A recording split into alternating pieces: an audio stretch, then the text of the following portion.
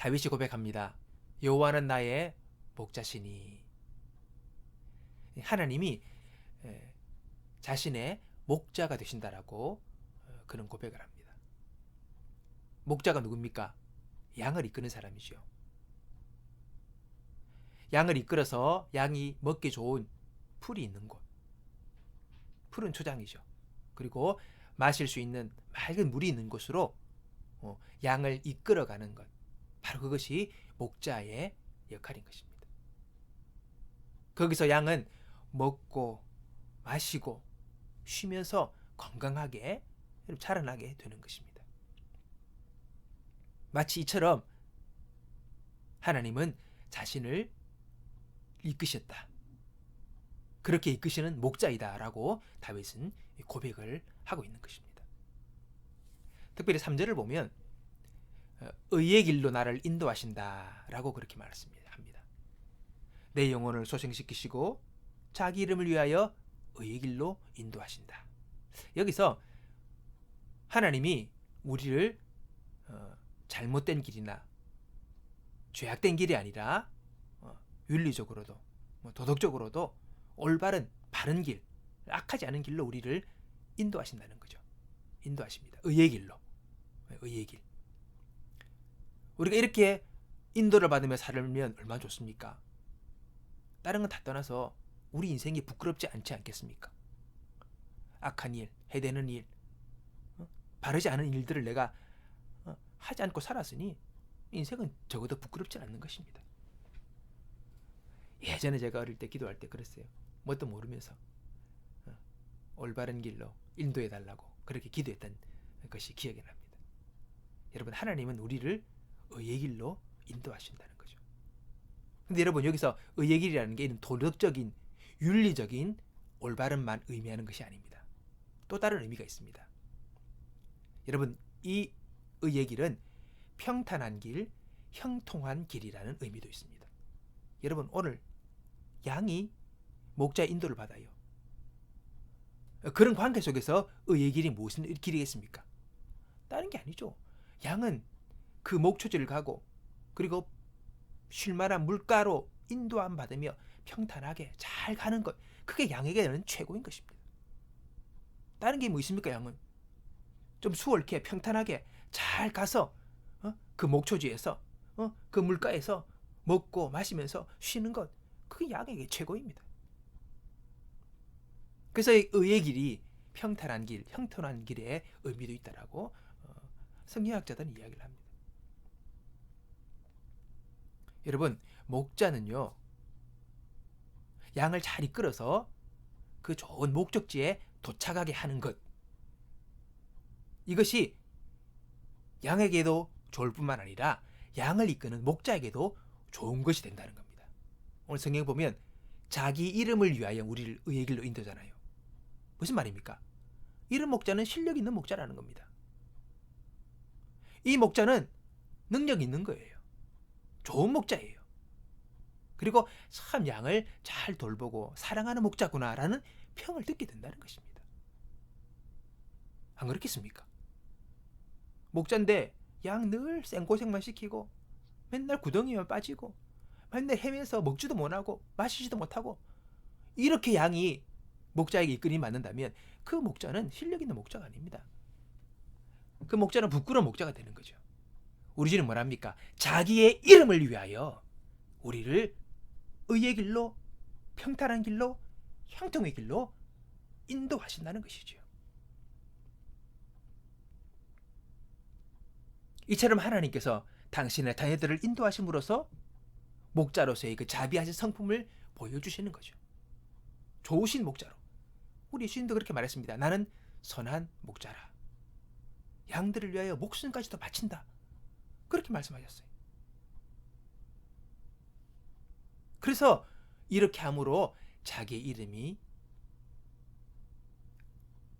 영광받고 하나님 스스로가 여러분 찬송을 받으시게 된다는 거죠. 이렇게 자신의 영광을 드러내는 것입니다. 그것 위하여 우리를 의의 길로, 형통의 길로 이끄신다는 것입니다. 근데 양을 평탄하고 좋은 길로 인도하자면 혹시라도 만에 하나 또 양들도 문제 있는 양들 있잖아요, 한 번씩. 예. 그래서 어쩌다가 사망의 엄침한 골짜기를 지나가게 될지라도 하나님이 거기도 함께 하시면서 지푸앙이와 막대기로 양들을 보호해 주신다라고 말씀하고 있습니다. 이처럼 하나님은 우리의 목자가 되셔서 우리의 생을 인도하시는 거예요. 하나님은 그런 분이십니다. 그분이 이끄십니다. 인도하십니다. 자, 그러면 여호와는 나의 목자라는 고백이 다윗의만 고백입니까? 다윗만의 고백입니까? 아니면 또 다윗만 하나님은 인도하십니까? 아, 다윗은 내 마음에 드니까 내가 인도하겠다. 뭐 그런 겁니까? 아니면 믿음 좋은 아브라함 같은 사람만 인도하십니까?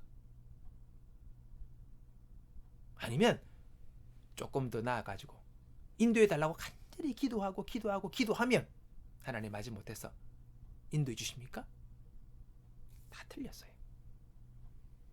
하나님은요, 우리 모두를 언제나 인도하고 계십니다.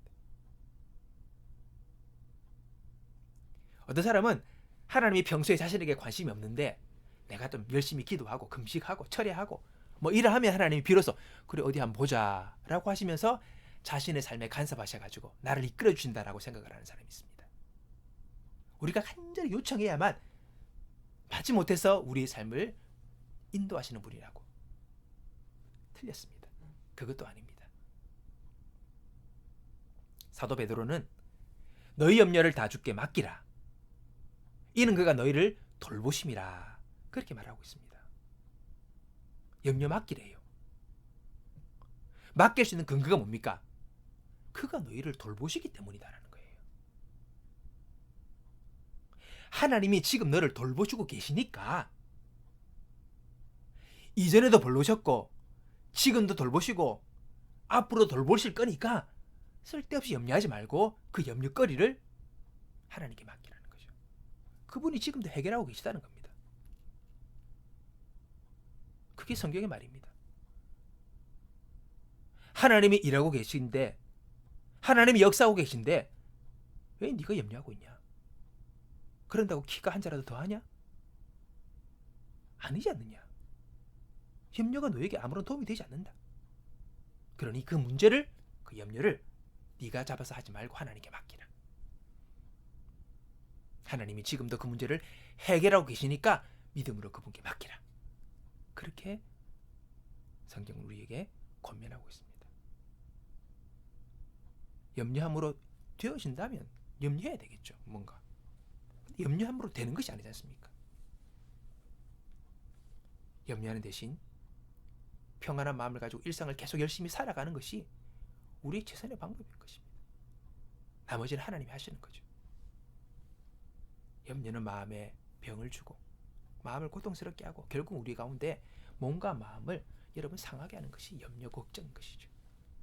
그래서 염려하지 말라고 성경 우리에게 이야기하고 있습니다. 왜? 하나님이 지금 너 돌보고 계시니까. 지금 너를 챙기고 있으니까 그분께 맡기라. 그렇게 말씀하십니다. 여러분, 하늘의 새와 들의 백합화를 먹이고 입히시는 하나님이지 않습니까? 성경에 그렇게 나와 있습니다.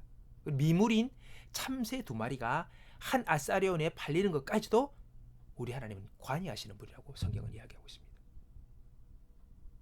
그렇다면 당신의 자녀들의 삶에 관해서 관여하시고 인도하지 않으시겠습니까? 바로 그게 예수님의 말씀입니다. 마태복음 6장, 마태복음 10장의 말씀에 주 예수님은 그렇게 말씀했어요.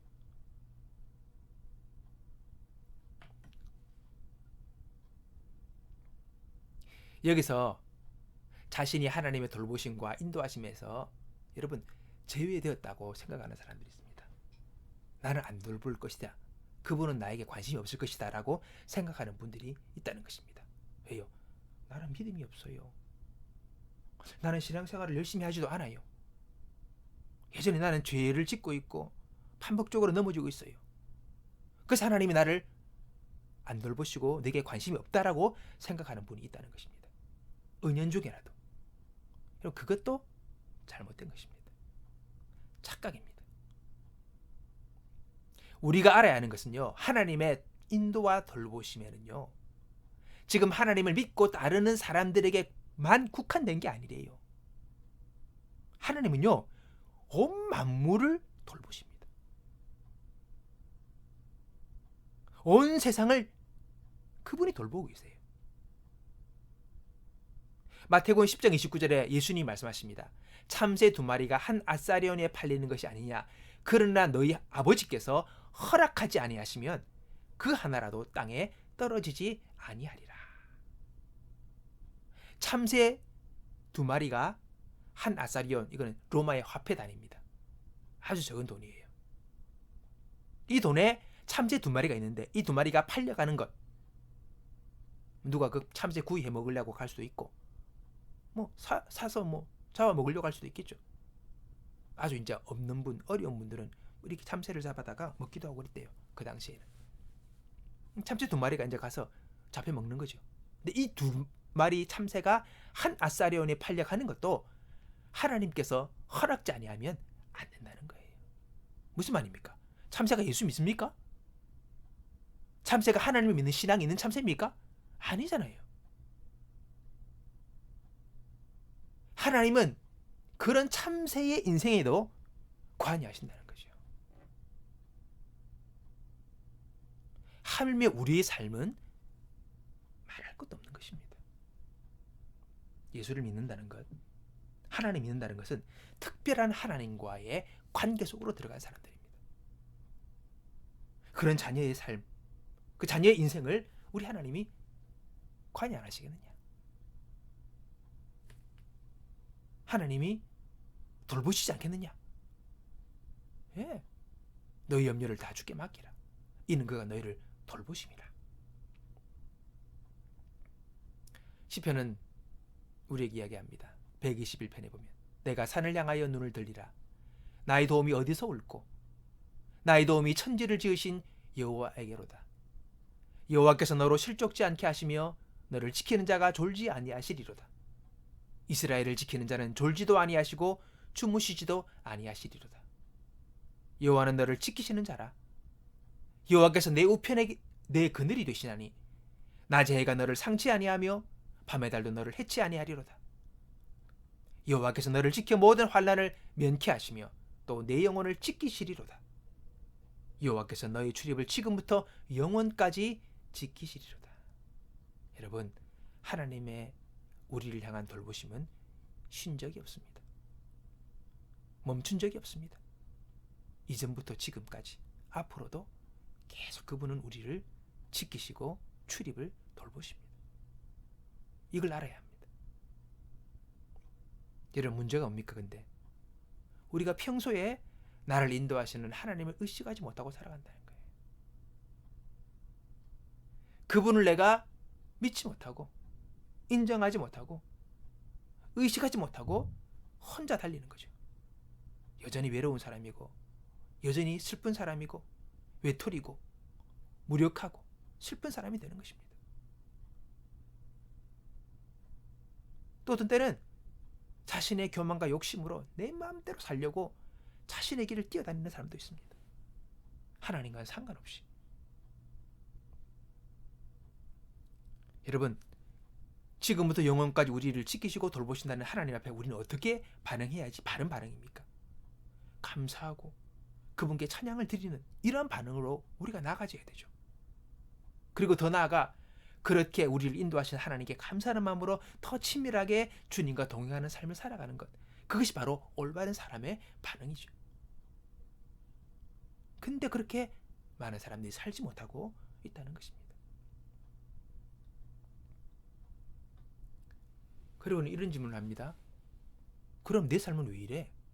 그렇게 말하는 사람들이 있어요. 인도한다며 왜 이래? 이런 반응을 하는 거죠. 여러분, 우리가 알아야 할 것이 있습니다. 이 지구상에 예를 들어 60억의 인구가 있다 합시다. 60억의 인구의 인생이 있다면 60억 가지의 인생의 삶이 있는 거예요. 다 다릅니다. 다 다른 인생의 역할과 부름의 삶이 있는 거예요. 똑같을 수가 없어요. 다 각자에게 맞는 각자의 부르심을 받고 다르게 살아가는 것입니다.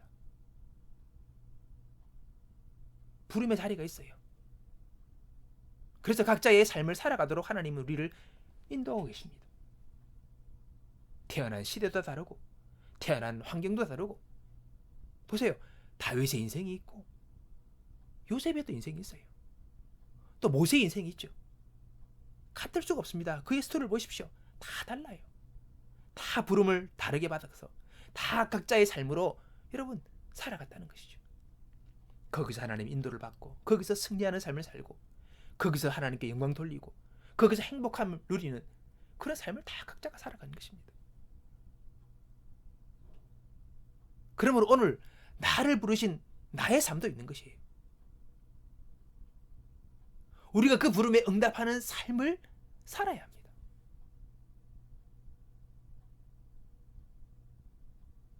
그럴 때 우리의 삶에 의미가 있게 되고 보람이 있게 되는 것입니다.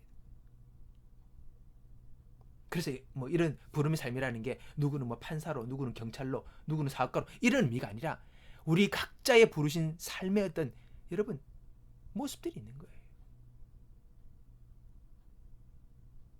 우리가 어릴 때, 제가 어릴 때죠.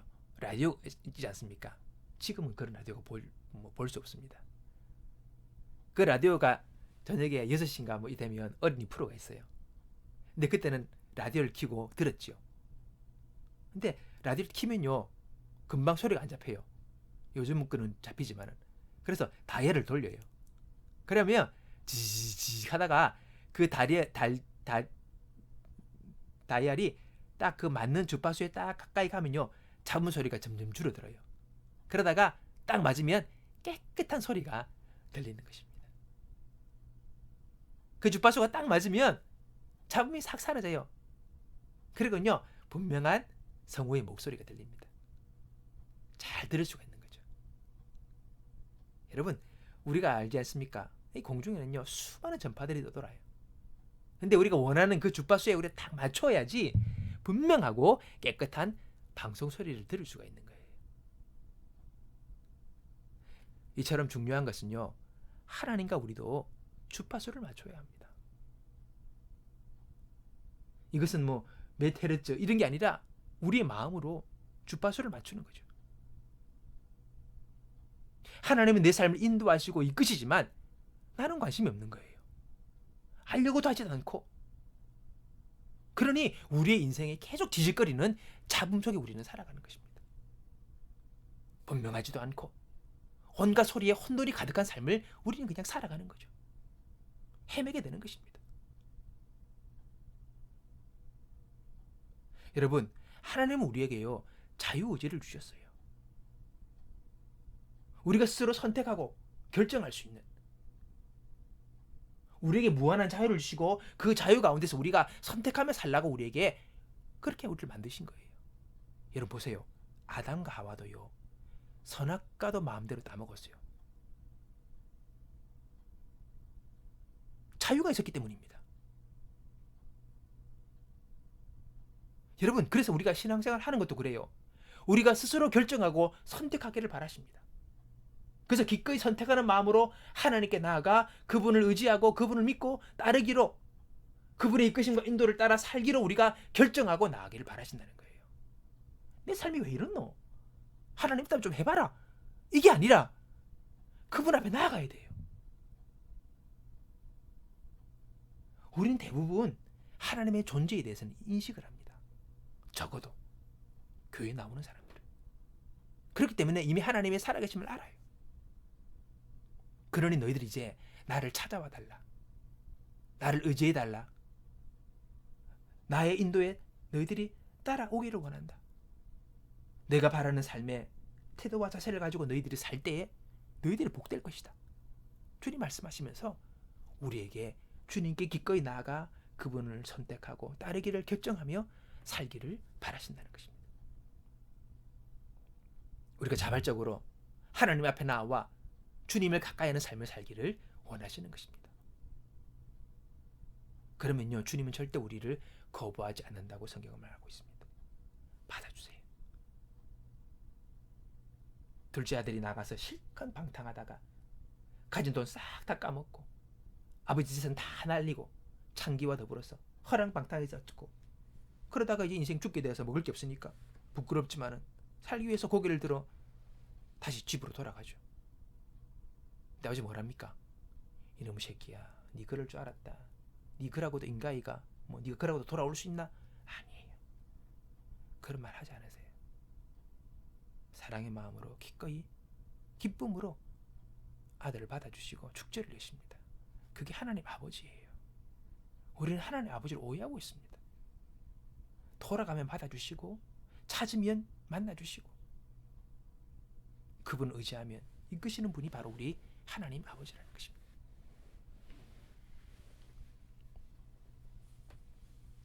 그렇게 우리가 하나님의 인도하심을 인정하고 그분의 인도하심을 깨닫고 살아가려고 할 때에 여러분 비로소 우리의 삶은 제자리를 잡게 될 수 있는 것입니다.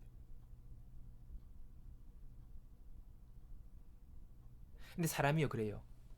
심리가 끝까지 갑니다. 타락의 끝까지. 당자도 안 그랬습니까? 이제 줄여 죽게 되는 지점까지 오죠. 비로소 그때 이제 돌이킵니다. 이게 참 사람이 악하다는 것이고 어리석다는 것입니다. 하나님을 잘 의지하지 않으려 해요. 사람의 본성 가운데 그런 게 있어요. 죄성이라 할 수 있는 것입니다. 그래서 쉽게 그게 잘 안 돼요. 이런 표현이 있습니다. 조 목사님이 이렇게 표현했어요. 사람은 고작 지팡이 하나만 있어도 그것을 의지하려 들지 하나님을 의지하려 하지 않는다. 돈 몇 푼, 비빌 언덕, 의지할 사람 한두 명만 있어도 하나님을 찾지 않는 아주 못된 습성이 있다. 여러분 정확하게 사람의 심리를 꿰뚫는 말씀이라고 저는 여기십니다. 정말 그래요. 쉽게 하나님을 의지하지 않아요.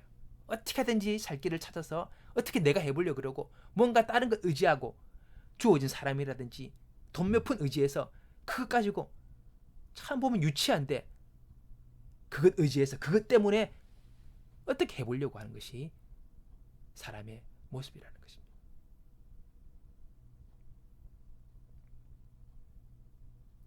그래서 C.S. 루이스는 고난은 우리를 향한 하나님의 확성기라는 표현을 씁니다. 하나님 안 찾고 그분 의지하지 않고 그분께 돌아오지 않으려니까 하나님은 고난을 통해 우리에게 말씀하신다는 거예요. 큰 소리로. 평소 때는 생각하지도 않고 관심도 없다가 고난의 시간이 오고 시련의 시간이 오면 한번 생각하게 되는 거예요. 또 관심을 한번 가지게 되는 것입니다. 그러면서 우리의 삶을 돌아보게 되는 거죠. 이렇게 된다면 은혜입니다. 그때 하나님은 평탄함과 분주함 속에서 하나님을 떠나 변질되어 가던 우리에게 고난이라는 확성기를 통해서 야 정신 차려. 나를 바라봐. 다시 나에게 집중해. 나와 함께 가자. 내가 너를 이끌기 원한다라고 주님께서 큰 소리로 말씀하시는 것입니다. 우리가 눈을 뜨고 하나님을 바라보고 그분께 집중하게 될 때에 우리는 비로소 하나님이 내 삶을 이렇게 인도하고 계시는구나 이런 것을 깨닫게 되는 것입니다. 하나님의 손길이 나에게도 있음을 내가 깨닫게 되고 그리고 하나님은 나에게 지금도 계속해서 말씀하고 계시다는 것을 비로소 알게 되는 것이죠. 그리고 고집스럽게 자신만의 삶을 붙들고 살아왔던 어리석음을 깨닫고 더 큰 믿음의 세계, 더 큰 하나님의 세계가 있음을 알게 되면서 새로운 인생의 차원이 열리는 것을 보게 되는 것입니다. 답이 없는 인생, 답답한 인생, 소망이 없는 인생, 늘 불안과 염려가 있는 인생에서 이제는 더 큰 하나님의 세계가 있음 보게 되면서 새로운 차원의 삶을 살아가게 되는 믿음의 눈이, 영의 눈이 열리게 된다는 것입니다. 그리고 더 나아가 하나님의 그 돌보심과 인도하심 앞에 자신을 맡기는 이제 믿음을 가지게 되는 것이죠. 인생이 업그레이드 되는 것입니다. 믿음의 삶. 그래서 그때 되면요 이전만큼은 걱정하지 아니하고 이전만큼은 염려하지 않으면서 좀 더 성장하고 성숙해지는 우리의 모습으로 우리는 바뀌어지게 된다는 것입니다. 우리가 하나님과 주파수를 맞출 때에 그때 그렇게 되면 지금 나의 삶도 해석할 수 있는 힘이 생겨요. 왜 이렇지? 왜 이런 거야? 어쩌다가? 답이 있어? 어떻게 해야 되지? 우리의 삶을 해석할 수 있는 힘이 생기는 거예요. 이해할 수 있는 힘이 생기고 어떻게 할지를 알게 되는 지혜과 분별력들이 거기서부터 생기게 되는 것입니다. 그리고 나의 삶을 이제 이기고 승리할 수 있는 힘도 거기서 생겨나게 되는 것입니다. 에너지가 있어야지요. 뚝심이 있어야지요. 용기가 있어야 돼요. 그 힘들이 생겨나게 되는 것입니다. 신기하게 주파수를 맞추게 될 때. 그래서 주님과 함께 이제 발맞춰 걸어갈 수 있는 그런 삶, 그런 힘들이 우리에게 주어지게 되는 것입니다. 그게 신기한 은혜예요. 삶의 어려움이 닥칠 때에 이 시간은 주님께 집중하라는 신호입니다. 평소와는 다르게 분주한 삶에서 우리가 하나님과 기도나 말씀으로 그분 앞에 나아가는 시간들을 우선으로 삼으면서 하나님을 생각하고 그분을 바라보고 그분이 내 삶을 조율하는 시간들을 가지는 것이죠. 그러면서 하나님, 당신의 손길을 제가 보게 해 주십시오. 주님의 인도하심을 제가 볼 수 있도록 해주시고 당신에게 주파수를 맞출 수 있도록 나를 주님 도와달라고 성령님께 도움을 구할 때에 하나님께서 우리를 점점 주의 편으로 인도해 주시는 것입니다. 그러며 이제는 나를 인도하시는 하나님을 향해 감사와 찬양의 고백을 들을 수 있는 우리의 믿음의 성숙이 그런 경지까지 이룰 수 있게 되는 것이죠. 오늘 저와 여러분의 삶이 그런 자리까지 이르게 되기를 바랍니다. 여호와는 나의 목자시니 나를 의의 길로 인도하시는구나. 나를 평탄한 길로, 형통의 길로 인도하시는구나.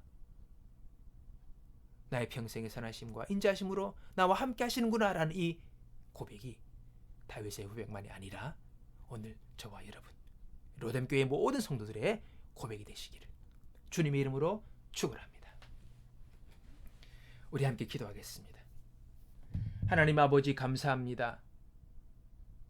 오늘 주님 앞에 우리가 고백하기 원합니다. 여호와는 나의 목자시요 나를 인도하시는 분이시라고.